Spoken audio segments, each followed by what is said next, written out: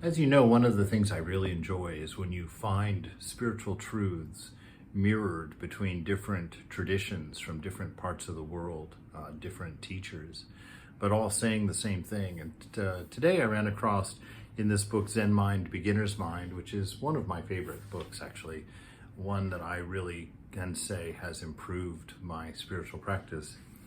He gives us some tips on karma yoga, really about the idea of what Thakur says, Sri Ramakrishna, when he tells us that we're not the doer. Or in karma yoga, when Swami Vivekananda is telling us to not work toward results, but to do everything as an act of worship. Well, here in Zen Buddhism, we've got a very similar idea given to us. Suzuki writes, as long as we are alive, we're always doing something.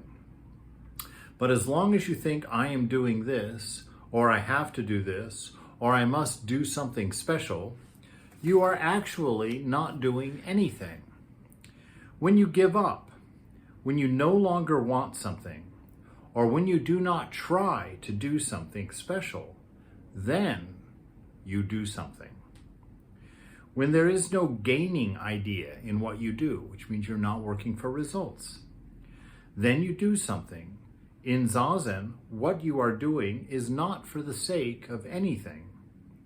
You may feel as if you are doing something special, but actually it is only the expression of your true nature. It is the activity which appeases your inmost desire, but as long as you think you are practicing Zazen for the sake of something, that is not true practice.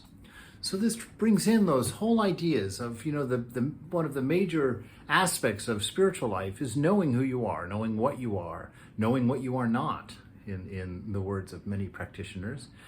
And through that, our life becomes a manifestation, something in the moment, something without the story of the past to influence it or the desires of the future to influence it.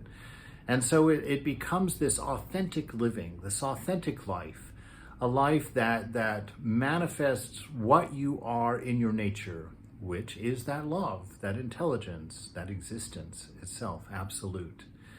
And to come to that place where we're able to drop off this ego with its ideas of accomplishment and attaining and achievement, with its competitions and its self-preservation and its self-image and its arrogance and its struggles and all of these things, when we get to lay that aside and really just do what is before us in the moment with just the pleasure of doing it, regardless of what it is, because it's an expression of that self.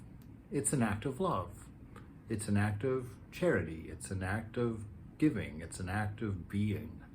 And it flows quite naturally, no calculating mind, just simply flowing, finding the moment perfect, existing in it, swimming in that ocean of bliss, as Sri Ramakrishna would say. And so here's to that.